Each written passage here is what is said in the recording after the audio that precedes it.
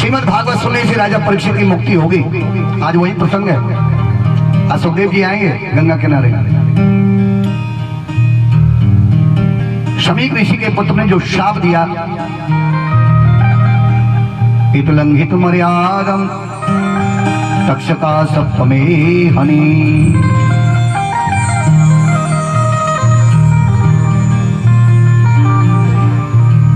दंशति स्म कलंगारम चौदतो में तद्रोहम। तक्षक नाग आएगा आज से 7वें दिन। अये परीक्षित तुझे डंक मारेगा, डसेगा और तेरी अकाल मृत्यु हो जाएगी। इसी श्राप के कारण राजा परीक्षित सन्यासी बनकर के, संन्यास धारण करके गंगा किनारे बैठ गया था। कल की कथा यहां तक की थी हमने। गंगा किनारे जाके बैठ गया था। बोलो गंगा मैया की जय हो। गंगा जैसा तीर्थ कोई नहीं मेरे प्यारो। ये जो मिट्टी है ना, ये मिट्टी, ये शरीर मिट्टी है। और कभी मन में ये कहा करना गंगा मैया से, हे माँ ये मिट्टी तेरे चरणों में आ जाए, ये कहा करना अवश्य। जब कहा करना आप लोग कि ये मिट्टी माँ अगर तेरे चरणों में आ गई तो मेरा जीवन सार्थक हो गया। जो राजा चाहता है। परीक्षित गंगा किनारे बैठ गया जाकर के। गंगा किनारे लोगों की तो मिट्टी जाती है, वहां मिट्टी वो स्वयं बैठा हुआ है, क्योंकि वहीं से मिट्टी बनेगा, वहीं से राख होगा वो गंगा किनारे। सर्प के डसने से राख हो जाएगा और गंगा मां बहा के ले जाएगी। पतित पावनी गंगा। पर गंगा मैया किसी को फल तब देती है जब वो श्रद्धा से गोता लगाता है गंगा में जाकर। अगर श्रद्धा नहीं हुई तो गंगा कोई फल नहीं देगी, याद रखना। और देखिए श्रद्धा में कितनी ताकत है। तुम घर में स्नान कर रहे हो, घर में, और अगर तुमने गंगा को याद कर लिया नहाते समय, हर हर गंगे, तो वो जल ही गंगा जल बन जाएगा नहाते हुए, जिससे तुम घर में नहा रहे हो। इसे श्रद्धा कहते हैं। घर में नहाते हुए अगर कह दिया हर हर गंगे, गंगा आ गई उसी जल में। गंगे यमुने च गोदावरी सरस्वती। ये भाव है। गंगा भाव से फल देती है, भगवान भाव से फल देते हैं, मंदिर में मूर्ति भाव से फल देती है, गुरु और ब्राह्मण आपके भाव से फल देंगे। आप में लेने की शक्ति होनी चाहिए कि इनसे कैसे लिया जाता है। 6 चीज हैं, ये देंगे नहीं आपको, इनसे लिया जाएगा। वेद शास्त्रों में 6 चीज हैं, वो 6 हैं जो आपके भाव से आपको देंगी। आपको मानने की जरूरत भी नहीं है। सबसे पहले गंगा आपको भाव से फल देंगे। मंदिर की मूर्ति पत्थर है, सब जानते हैं पत्थर की बनी है, न चलती है न बोलती है, लेकिन आपकी श्रद्धा ने और वेद मंत्रों ने पत्थर को भगवान बना दिया। और आप जो श्रद्धा दे के गए वो भगवान ने पूरा कर दिया। पत्थर की मूर्ति नहीं दे दिया आपको जो भावना लेके गए थे।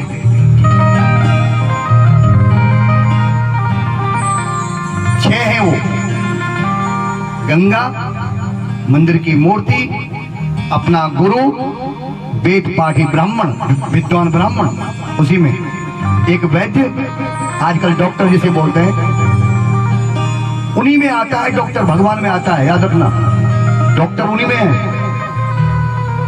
घर से निकलते हुए मरीज जिस डॉक्टर पर विश्वास कर लेगा बहुत अच्छा है, उसकी दवा चाहे वो जो भी दे दे लग जाएगी। और अगर घर से कह दिया कि कुछ नहीं जानता, तो वो दवा कितनी ऊंची दे दे आपको, दवा बिल्कुल नहीं लगेगी, ऐसा शास्त्र कहता है। क्योंकि आप में भावना नहीं है उससे लेने की, दवा भी उल्टी पड़ जाएगी। मंत्र तीर्थी तुझे क्षमा, क्षमा, और सुनो क्षमा क्या है? मंत्र। मंत्र फल कब देता है किसी को? जब तुम श्रद्धा से मंत्र का जाप कर लोगे तो मंत्र आपको फल देने लग जाएगा, वरना मंत्र भी कुछ नहीं करेगा। आपको फल जो देगा भाव और श्रद्धा से ही देगा। ये 6 चीज, मंत्र, तीर्थ, तुझे देवज्ञ और भेषजे गुरु। गुरु महाराज आपकी श्रद्धा से देंगे आप। भेषजे गुरु यादृशी भावना यस्य, यादृशी भावना यस्य सिद्धिर्भवति तादृशी। अर्थात इन 6 में तुम जैसी भावना लेके जाओगे ये लौटा के तुमको वही दे देंगे। जैसे इनके पास भावना लेके जाओगे ये 6 तुमको वैसा ही दे देंगे। बोलो राधे राधे। अपनी मर्जी से नहीं देते वो, लेना आपको चाहिए कि कैसे लिया जाएगा इनसे, वो भाव आपके अंदर होना चाहिए। वेदों की बात है। गंगा किनारे जाकर राजा बैठे, श्राप लग गया है, मरने का डर नहीं है कि मुझे सर्प डसेगा मर जाऊंगा, ना ना। ज्ञानी राजा है, कृष्ण प्रेमी है, जानता मरना सबको है, लेकिन वो कहता है अकाल मृत्यु ना मर जाऊं। अकाल मृत्यु किसे कहते हैं? सुनिए, जिस आत्मा की गति नहीं होती है और वो 84 के चक्कर में घूमती रहती है, वही आत्मा को अकाल मृत्यु कहा जाता है। जो दुनिया से निकल के नहीं जा सकती, वही घूमती रहेगी। इसलिए राजा चाहता है कि अकाल मृत्यु ना हो जाए, जो 84 के चक्कर में यहीं घूमती रहे मेरी आत्मा, मुक्त हो जाए। इसलिए गंगा माँ के किनारे बैठा है। बस उसी गंगा की माँ के किनारे सभी साधु संत अपने आप आने लगे राजा के पास। जैसे पता लगा साधु संतों को कि राजा परीक्षित को 7वें दिन तक्षक नाग डसेगा, अकाल मृत्यु हो जाएगी। इतना दुख हुआ संतों को, ब्राह्मणों को, कि अगर ये राजा चला गया हमारी रक्षा कौन करेगा। इसीलिए सब साधु संत सब गंगा किनारे आ रहे हैं राजा के पास। और इतना बड़ा वहां पर संतों का एक मेला सा लग गया गंगा किनारे। आते जा रहे हैं, बैठते जा रहे हैं, सभी साधु संत सब बैठते जा रहे हैं आकर राजा को सांत्वना देने के लिए। राजा हम आ गए हैं आशीर्वाद देने के लिए, आप चिंता ना करो, आ गए हैं। किसी के घर कोई विद्वान ब्राह्मण आ जाए, उनके गुरु आ जाए और बिना बुलाए आ जाए तो समझो भाग खुलने वाला है। ये वेद शास्त्र कहता है। स्वयं राम ने रामायण में कहा है, राम जी ने रामायण में कहा है कि बिना बुलाए गुरु का घर पे आना, बिना बुलाए इतना मंगल करता है कि तुम सोच नहीं सकते, क्योंकि बिना बुलाए आ गए, बड़ा मंगल करता है। राम ने कहा रामायण में। और राम जी ने कब बोला है ये बात? कब बोली है? तब जब राम को प्रातः काल राज होने वाला था, हुआ नहीं था, वनवास गए थे सब जानते, होने वाला था। तो उस समय संध्या के समय दशरथ ने गुरुजी से कहा था, वशिष्ठ जी से, कि गुरुदेव राम के पास जाओ और राम को राजा के नियम बता दो कि आज रात में उसे क्या नियम रखने हैं, पूरी रात जागरण करना है या भजन करना है, गुरुदेव बता के आओ। सवेरा मेरा बेटा राजा बनेगा, सवेरे राम राजा बनेगा। गुरुजी बता के आओ कि राजा को क्या करना पड़ता है मुकुट पहनने से पहले। अब राम जी को तो पता ही नहीं है, ये तो दशरथ जी में गुरु जी में बात हो रही है, राम जी को पता नहीं कुछ कि क्या होने जा रहा है। जब वशिष्ठ जी महाराज, गुरु महाराज अचानक पहुंच गए राम के पास, अचानक, तो राम जी बोले, अरे गुरुदेव आज अचानक आ गए। वहां गुरुदेव बड़ी कृपा कर दी आपने, बड़ी कृपा कर, मुझे पता ही नहीं था आप आएंगे। बिना बुलाए मेहमान का इतना स्वागत करो आप, अगर कुछ लेना है तो बहुत स्वागत करो, क्योंकि वो बिना बुलाए आया है। गुरुदेव के लिए बोलते हैं राम, हे गुरुदेव आज मैं तर गया। तो रामायण में चौपाई बोली है, राम जी ने क्या बोला है, बहुत सुंदर चौपाई। गुरु जी के आने पर बोले, राम सेवक सदन स्वामी आगमनो, सेवक सदन स्वामी सेवक सदन स्वामी आगमनो, सेवक सदन स्वामी आगमनो, मंगल मूल अमंगल गमनो, मंगल मूल अमंगल गमनो, मंगल मूल अमंगल गमनो, मंगल मूल अमंगल गमनो। कितना सुंदर बोले राम जी गुरु जी से। गुरु जी, अगर अचानक किसी के घर, सेवक के घर स्वामी आ जाए, शिष्य के घर गुरु आ जाए, कोई ज्ञानी तपस्वी कोई ब्राह्मण आ जाए, समझो उसके आप मंगल ही मंगल होने वाला है। गुरुदेव आपने मेरा मंगल कर दिया। बोलो राम राम जी, जोर से बोलो। आपने गुरुदेव मंगल कर दिया। राम कितना मानते हैं ब्राह्मणों को, वो तो गुरु है और बड़ा सम्मान करते हैं। वाल्मीकि रामायण में श्री राम जी ने ब्राह्मणों की इतनी महिमा कही है। राम ने क्या कहा था? राम ने बड़ा सुंदर बोले वाल्मीकि रामायण में राम जी ब्राह्मण के लिए। वो तो गुरु है, महान है, ब्राह्मण के लिए भी बोले। क्या बोले? विप्र प्रसादा, विप्र प्रसादा धरणीधरोऽहम्, विप्र प्रसादा कमलावरोऽहम्, विप्र प्रसादा अजिताजितोऽहम्, और विप्र प्रसादा मम राम नामम। मैं ब्राह्मणों के आशीर्वाद से, राम कह रहे हैं, ब्राह्मणों के आशीर्वाद से मैं धरणीधरो हूं, यानी सारी दुनिया का भार, ये दुनिया मेरे आश्रय टिकी है, लेकिन वो ब्राह्मणों का आशीर्वाद है जो मैंने दुनिया को धारण कर रखा है। धरणीधरो हम विप्र प्रसादा कमलावरोहम। कमला विष्णु भगवान की पत्नी का नाम है, जिनका नाम है लक्ष्मी, उनका नाम कमला भी है। विप्रों के ही आशीर्वाद से मैं लक्ष्मी का पति यानी कमला का पति हूं। ऐसा राम जी ने क्यों कहा? क्योंकि जो विवाह कराता है वो कौन कराता है? विवाह पंडित कराता है ना, ब्राह्मण। बिना ब्राह्मण के विवाह फिर तो लंबे रिज है। बोलो राधे राधे। कोर्ट में रिज है, वो विवाह चल जाए बात अलग है, पर है नहीं वो विवाह। जहां मंत्र नहीं बोले वो ठीक है, प्रेम विवाह ठीक है, चल रहे जो भी, लेकिन राम कहते हैं विप्रों के आशीर्वाद से मैं लक्ष्मी का पति हूँ, कमलावरोहम। विप्र प्रसादा अजिताजितो हम, और विप्रों के आशीर्वाद से मुझे दुनिया में कोई जीत नहीं सकता। अब राम को कोई जीत सकता है? कोई नहीं। अजय है, अमर है, एक है, दूसरा कोई राम है ही नहीं। और दूसरे हैं तो उन्हीं जैसे नहीं। अभी राम जी की कथा हो आएगी थोड़ी, ये कितने राम हुए वो भी आएगी, हमारे कितने राम हुए वो भी कथा कहेंगे। और यहां तक कह दिया राम ने कि विप्र प्रसादा मम राम नामम। अगर मेरा नाम राम है तो वो भी ब्राह्मणों ने रखा है। किसने रखा था नाम?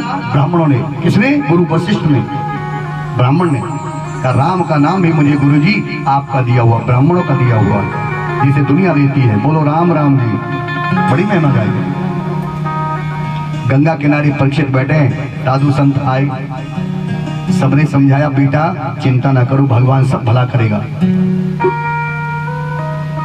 राजा परीक्षित सबसे एक बात पूछते हैं, हे मुनियों हे ऋषियों मुझे इतना बता दो कि 7 दिन तक मैं क्या करूं जिससे मेरी मुक्ति हो जाए। कौन सा जप है, कौन सा तप है, कौन सा वो ज्ञान है, कौन सी वो भक्ति, कौन सी समाधि, कौन सी वो तपस्या करूं जो 7 दिन में मुक्ति हो जाए मेरी। इतने संत बैठे थे, हजारों संतों के बीच में बैठा राजा गंगा किनारे, हजारों संत। और कितने महान थे वो संत, 1-1 हजार वर्ष की उम्र थी, 1-1 बाबा की वहां जो बैठे थे ऋषि मुनि, हजारों वर्ष के संत। इतनी लंबी उम्र वाले, उनसे जब राजा कहते हैं महाराज बताओ मेरा उद्धार कैसे होगा, कैसे मुक्ति होगी, मुझे सर्प डसेगा, तक्षक नाग, अकाल मृत्यु हो जाएगी। सभी संत कहते हैं राजा एक काम करो, तुम तपस्या कर लो 7 दिन बैठ कर। 7 दिन में कहाँ तपस्या हो जाएगी, हजारों वर्षों में नहीं होती थी ऋषि मुनियों पे, वो 7 दिन में हो जाएगा, नहीं होगा। एक संत बोले एक काम करो समाधि लगा लो, वो भी नहीं लगेगी 7 दिन में, लंबी चीज है। अलग अलग उपाय सब बताने लगे, राजा के मन में एक भी बात नहीं आई, समझ में। सब संत मिलकर के अगर एक बात कह देते कि ये कर लो तो राजा कर लेता। अब वहां तो जितने बैठे हैं ना, जितना ज्ञान है सब में अलग अलग, सबने अपना अपना ज्ञान आगे रख दिया, ऐसा करो वैसा करो, और राजा इस चक्कर में पड़ गया कि किसका हम मानूं और किसका नहीं मानूं। जिसका कहना मान जाऊंगा वो बाबा खुश हो जाएंगे, मेरी बात मान ली, जिसका नहीं मानूंगा वो रूठ जाएंगे। सबको खुश करना बहुत दुर्लभ है, बोलो राधे राधे। सबको खुश करना बहुत दुर्लभ है, कोई ना कोई तो रूठेगा आपसे, बोल दो राधे राधे। कितना ही अच्छा कर लो आप, लेकिन फिर भी कोई ना कोई रूठ ही जाएगा, ऐसा विडंबना है। वही तो हो रहा है गंगा किनारे। राजा ज्ञानी कह रहा मैं क्या करूं, अब कैसे करूं, ये सब मिलकर के अलग अलग बता रहे हैं, एक आदमी इतना काम कैसे करेगा, नहीं समझ में। नारद जी आकाश से भ्रमण कर रहे थे, नारद जी ने गंगा किनारे देख लिया, अरे ये बाबा क्या कर रहे हैं, राजा को सही सही नहीं बता रहे, नारद जी को पता लग गया। और नारद जी तो महाराज नारद जी है, श्रीमन नारायण नारायण नारायण, श्रीमन नारायण नारायण नारायण, श्रीमन नारायण नारायण नारायण, श्रीमन नारायण नारायण नारायण, ओ लक्ष्मी नारायण, ओ लक्ष्मी नारायण, ओ भजमन नारायण, भजमन नारायण, बद्री नारायण नारायण नारायण, बद्री नारायण नारायण नारायण।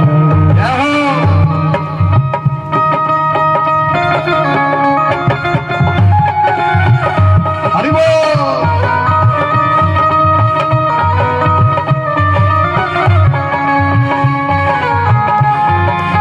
सब भजन करो राजा की मुक्ति के लिए। श्री राधे।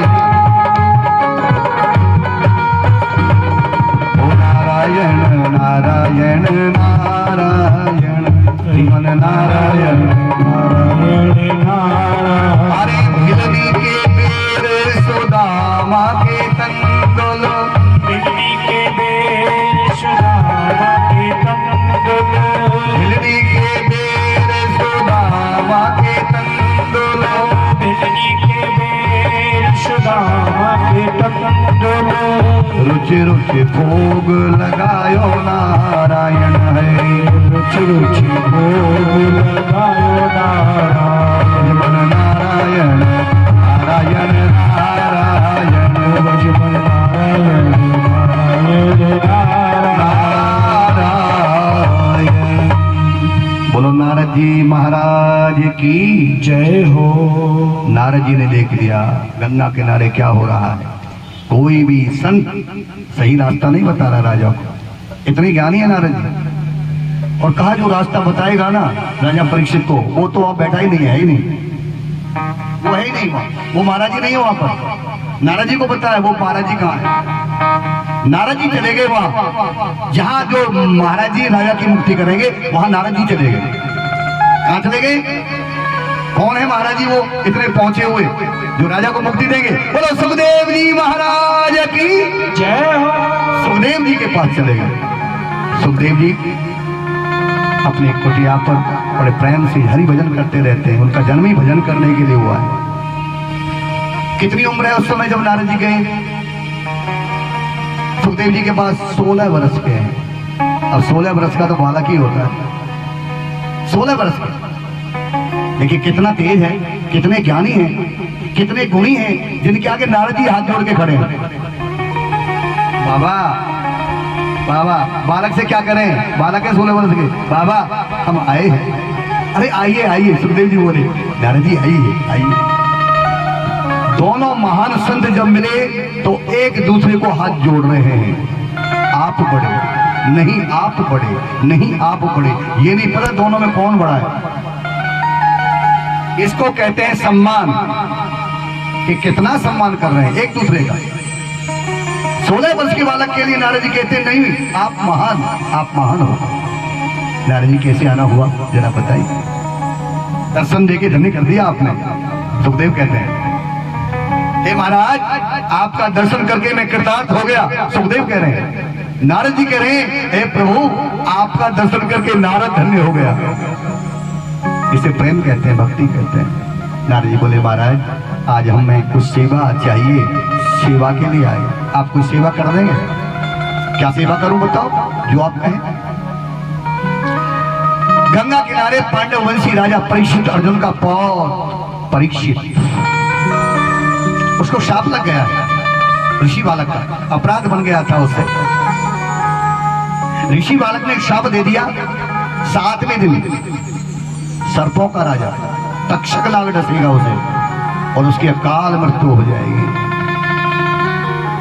नारद कहते हैं महाराज जी, वो राजा कृष्ण प्रेमी है, वो मरने से थोड़ी डरता है, बड़ा ज्ञानी है वो डर रहा है कि उसकी आत्मा इस संसार में 84 में भ्रमण करती रहेगी। वो चाहता है दुनिया से मुक्त हो जाए, फिर उसे मरना जीना नहीं पड़ेगा। आत्मा जब मुक्त हो जाती है तो फिर जन्म नहीं लेती। गीता पढ़िए, गीता में पता लग जाएगा जो कृष्ण ने अर्जुन से कहा है। लेकिन उसके लिए बड़ा साधन करना पड़ेगा, नहीं तो गीता में यह भी लिखा है यातस्य ही ध्रुवोर मृत्यु, जिसने जन्म लिया है उसकी मृत्यु होगी और जिसने मृत्यु हो गई है उसका जन्म होगा। ये भी गीता कहती है जातस्य ही ध्रुवोर मृत्यु ध्रुवो जन्म मृतस्य तस्माद् अपरिहार्यते ना तुम सोचती अर्हसि। गीता का श्लोक। लेकिन यहाँ तो 84 के चक्कर को काटना है, इसलिए नारद जी बोलते हैं। और सुखदेव जी बोले महाराज, आपकी सेवा को इनकार तो मैं नहीं करूंगा, लेकिन आप मेरे स्वभाव को जानते हो कि मेरा स्वभाव कैसा है। क्या जानता तो हूं, अपना स्वभाव बता रहे हैं सुखदेव। जहां आप भेज रहे हो ना, काम अच्छा है, सम्मान करता हूं आपका मैं, लेकिन मेरा स्वभाव यह है कि मैं कहीं एक जगह बैठ नहीं सकता और वहां 7 दिन बैठना पड़ेगा। अच्छा, भागवत में सुखदेव कैसे हैं, उनका स्वभाव कैसा है?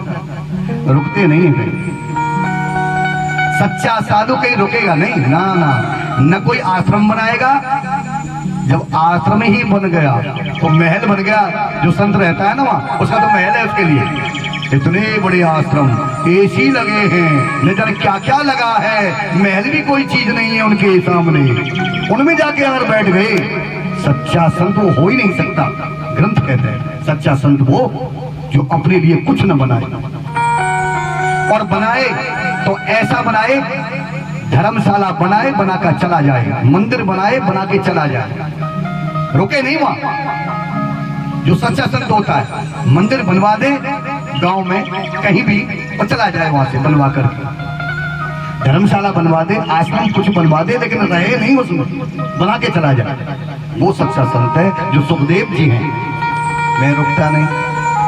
नारद जी आप जानते हैं मैं रोज भीख मांगता हूँ। अच्छा, भीख मांगते थे सुखदेव जी? सच्चा संत भीख मांगता है, दरवाजे दरवाजे पर जाकर के पेट पेट पेट के लिए भीख मांगते हैं, अन्य भिक्षा बोलते हैं। लेकिन नारद जी, मैं किसी के दरवाजे पर तब तक ठहरता हूँ, इतनी देर भिक्षा के लिए, जितनी देर में गऊ का दूध निकालते हैं ना, उतनी देर में खड़ा रहूंगा भिक्षा के लिए कि अंदर से गृहस्थी लेके आएगा। इतनी देर में नहीं आया तो नारद जी, मैं अगला दरवाजा देख लेता हूं, वहां नहीं रुकूंगा। बोल लो राधे राधे। सच्चा संत वो है जो एक दरवाजे पर अड़के खड़ा ना हो। आ जाए कोई तो ले ले, नहीं आए तो अगला दरवाजा चला जाए वहां से। सुखदेव रुकते नहीं। वेद शास्त्र कहते हैं 2 चीजों को संसार में रुकना नहीं चाहिए। एक तो संत और एक जल यानी पानी, इनको नहीं रुकना चाहिए। अगर ये दोनों रुक गए, संत और जल अगर रुक गए तो दोनों दूषित हो जाएंगे। कैसे? कि बहता पानी निर्मला, जब तक बहता रहेगा निर्मल बना रहेगा, निर्मल, और रुक गया तो क्या होगा? कि पड़ा गांधला होए, पानी को रोक दो गंदा हो जाएगा। अरे और तो और घर पे रखी हुई तुम्हारी जो टंकी है ना, टंकी, अगर उसको भी तुमने नहीं देखा ना तो उसका बुरा हाल हो जाएगा अंदर से। साफ कर लिया करो कभी कभी। बोलो राधे राधे। बहता पानी निर्मला और पड़ा गांधला हुए। दूसरा, साधु तो रमता भला, चलता रहे, रुके नहीं, गई भीख मांगी और चला गया। से साधु तो रमता भला, फिर दाग न लागे कोई। उस संत को कभी दाग नहीं लगेगा जो रुकता नहीं। जो संत रुक गया उसको दाग लग गया। ये सत्य बात है, वेद शास्त्रों की बात है।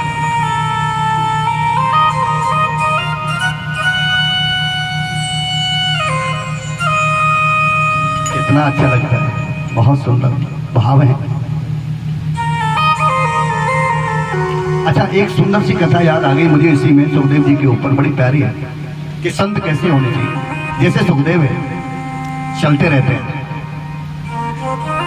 एक संत बहुत सुंदर कथा करते थे, अपनी कुटिया पर सत्संग करते थे, कथा सुनाते थे, और भक्त लोग वहां के बैठ जाते थे। वो बड़ी प्यारी कथा करते थे, सुनने वाले सब बैठते थे। पुरुष भी होते थे और स्त्रियां भी होती थी, सब सुनते थे। एक दिन एक माता बोली अपने बेटे से, पुत्र से, बेटा ये जो महाराज हैं ये बड़े पहुंचे हुए, कितनी सुंदर कथा, कितना ज्ञान देते हैं। बेटा तू एक काम कर, महाराज जी से जाके कहना, तो उनके भाव देखो क्या कह रही है। कुछ पूछना होगा बेटे के लिए या बेटी के लिए, किसी न किसी के लिए कुछ पूछना होगा। माता में होता है, जब कोई अच्छे कथावाचक या कोई अच्छा महात्मा दिख जाए तो उनके मन में रहता है कि कुछ पूछ ले इनसे, कुछ बता दे, तो बड़े ज्ञानी लगते हैं, कुछ पूछ ले। बेटा तुम पूछ के आना महाराज जी से कि मैं कुछ उनसे पूछना चाहती हूँ, क्या वो मुझसे अकेले में बात कर सकते हैं? अकेले में कि ठीक है माता जी मैं पूछ लूंगा। बेटा गया महात्मा जी के पास, कथा समापन हुई। बेटा ने हाथ जोड़ के कहा, महाराज जी मेरी माँ ऐसे ऐसे कह रही है। क्या कह रही है? कि वो आपसे अकेले में मिलना चाहती है, कुछ कहना चाहती। संत बोले बेटा तुम्हें इनकार कर देना, उनसे बोल देना कि नहीं महाराज जी नहीं मिलते किसी से। कि महाराज जी बड़ी इच्छा है उनकी कुछ पूछने की, महाराज कुछ कल्याण हो जाए, मेरी माँ इसलिए पूछ रही है कि उस सबके सामने तो कह नहीं सकती कोई बात, घर की बात भी हो कहीं की हो तो माता कैसे सबके सामने कह देंगी, अकेले में बताना चाहता, अकेले। संत बड़े ज्ञानी थे, बोले बेटा एक काम करना, अगर नहीं मानते हो ना, नहीं मानते हो तो तुम्हें एक काम करना, अपनी माँ की चुन्नी या साड़ी पहले ले आना। तुम्हारी माँ की जरूरत नहीं है, चुन्नी या साड़ी तुम ले आना, मुझे लाके दे देना, फिर मैं बताऊंगा कैसे क्या करना है। ठीक है महाराज। कोई चुन्नी ला करके बेटा ने और उनकी अपनी माँ की महाराज जी को दे दी। जब कथा का समय आया, देखिए कितने ज्ञान की बात है, कितने ज्ञान की बात है, कितना पहुंचा हुआ महात्मा था वो ऐसे नहीं। और बच्चा भी कोई छोटा बच्चा नहीं है, वो जवान है जो आया है, बच्चा भी समझदार है जो अपनी माँ के लिए ऐसा कह रहा महाराज जी से। वस्त्र ला के दे दिया। कथा का समय आया तो बाबा ने, बड़े पहुंचे महात्मा थे, क्या किया कि जहाँ कथा करते थे उसके पास में एक रस्सी बांध दी, और रस्सी बांध के वो चुन्नी वहां लटका दी जो सबको दिखे, कथा सुनने वाले सबको दिखे, वो चुन्नी और लटका दी वहां पर। और दिन बड़ी कथा अच्छी होती थी। लेकिन अब जब सुनने वाले सब आए तो भैया कथा की तरफ ध्यान कम दें और जो चुन्नी लटकी हुई थी वहां पर उसकी तरफ ज्यादा देखें। और क्या देखें, अरे बाबा के पास तो कोई स्त्री रहती है तभी तो कपड़ा लटका हुआ है। भाई कपड़ा है तो कोई ना कोई तो रहता है। महाराज जी तो बड़ी ज्ञान की बात करते हैं, ये तो सन्यासी है। अरे ये चुन्नी साड़ी ये कहां से आ गई या कुटिया में? भैया उस दिन किसी ने कथा नहीं सुनी, किसी ने कथा नहीं सुनी और सब चुन्नी साड़ी को देखे जाए।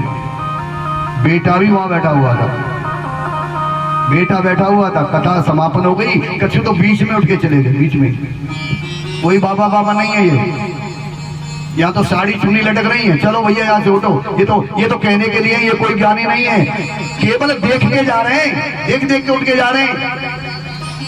धीरे धीरे चलने लगे और कथा समापन हो गई।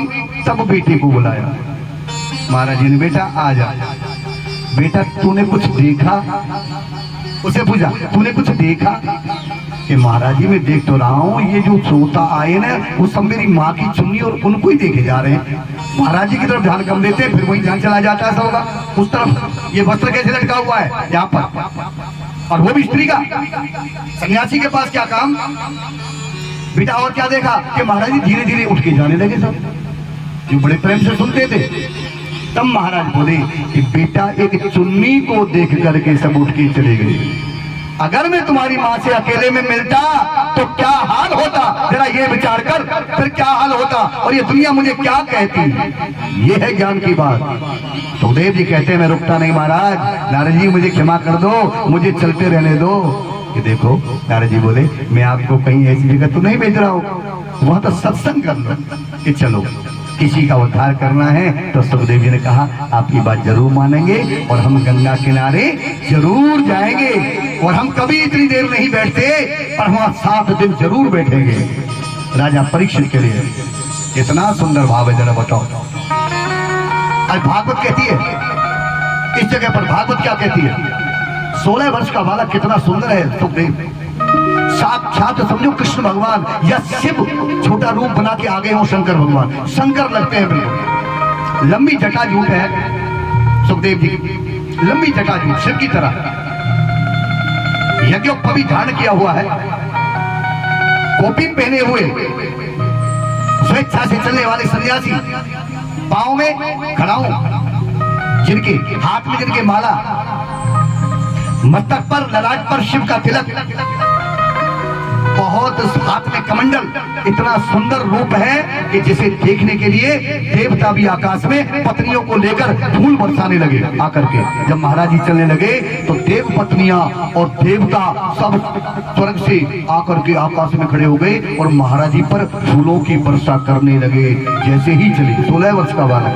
तो भागवत कहती है बहुत सुंदर कि तत्रा भवत भगवान व्यास पुत्रो। बोलो व्यास जी महाराज की जय। व्यास जी के बेटे सुखदेव भगवान है। तत्रा भवत भगवान व्यास पुत्रो यदृच्छ्यागा मठमानोपेक्षा अलक्षलिंगो निजलावतुष्टो शिवाले अवधूत भीषा। अवधूत भेष है सन्यासी बाबा, अवधूत।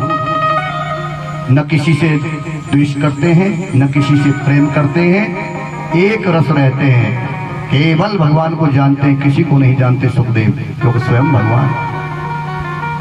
जब चले तो फूलों की वर्षा होने लगी और चलते भी है ना, वो जहां भी जाते हैं चलते अपनी इच्छा से हैं।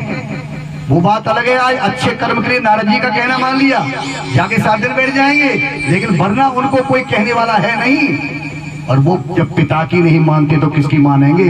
कल ही कथा सुनाई थी हमने कि पिता रोता रोता, व्यास जी महाराज रोते रोते पीछे जा रहे थे, लौट के नहीं आया, अगला वन में चला गया। सुनाई नहीं कौन रो रहा है? व्यास जी रोते रह गए, पिताजी।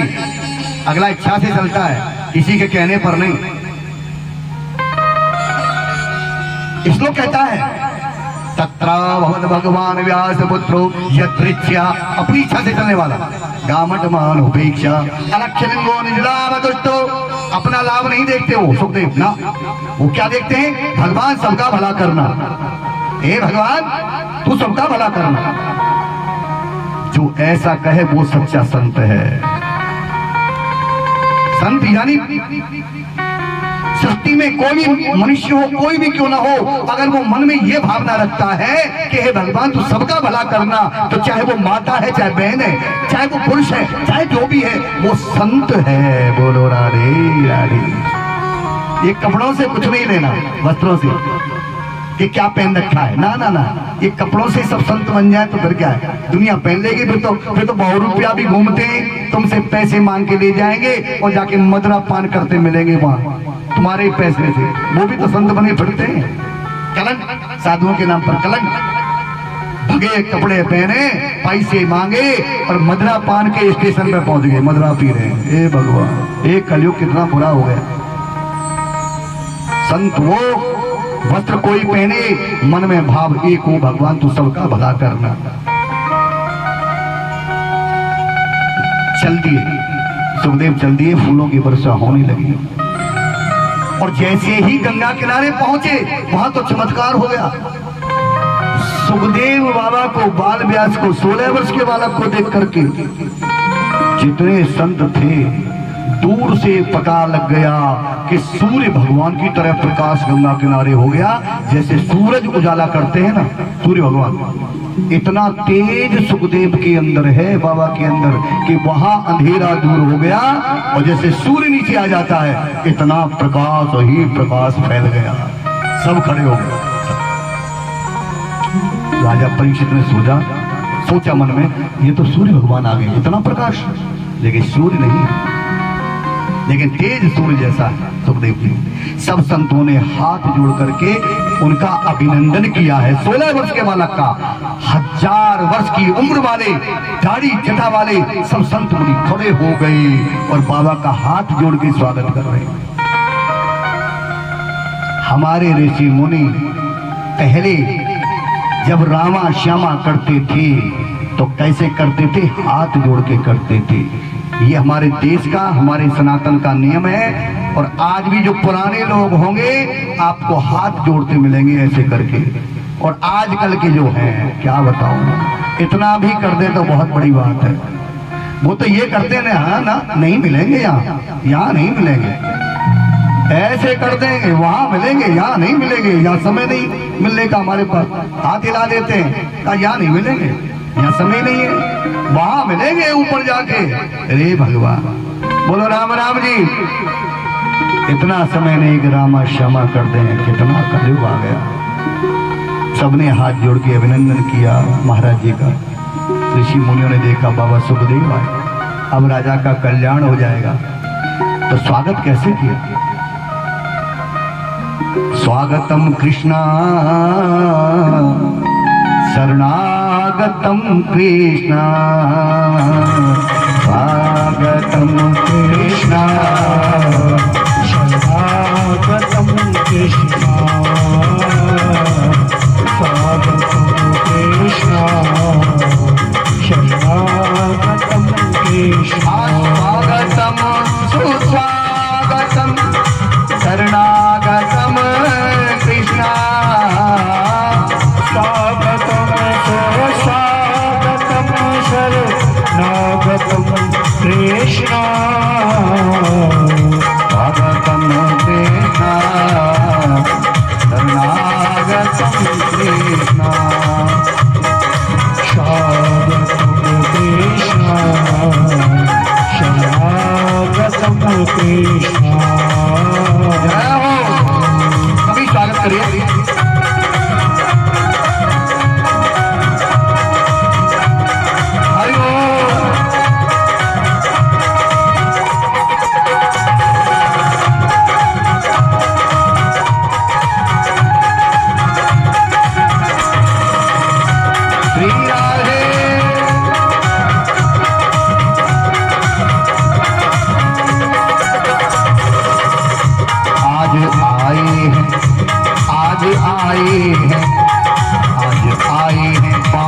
बिहारी सब मिल स्वागत करो, आए हैं बागे बिहारी सब मिल स्वागत करो, स्वागत करो, स्वागत करो, स्वागत करो,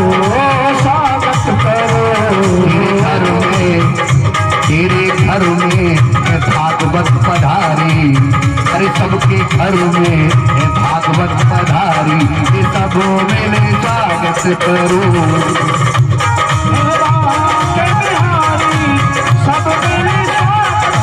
जय हो, स्वागत करिए। आपके घरों में भागवत जी आए हैं सभी के यहाँ। हरि बोल।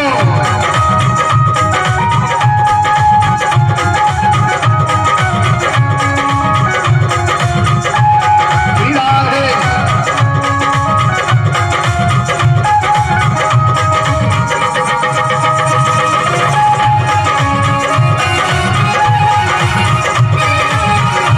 स्वागत करो, स्वागत करो।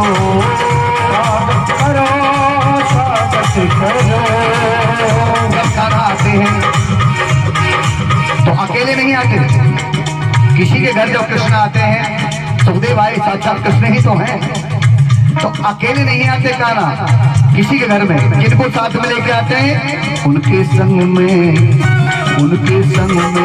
है राधा पधारी, उनके संग में है राधा पधारी, ये सब मिल स्वागत करो।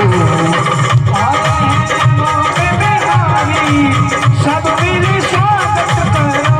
आज आए हैं मांगे बिहारी, सब मिल स्वागत करो। आए हैं मांगे बिहारी, सब मिल स्वागत करो। स्वागत करो।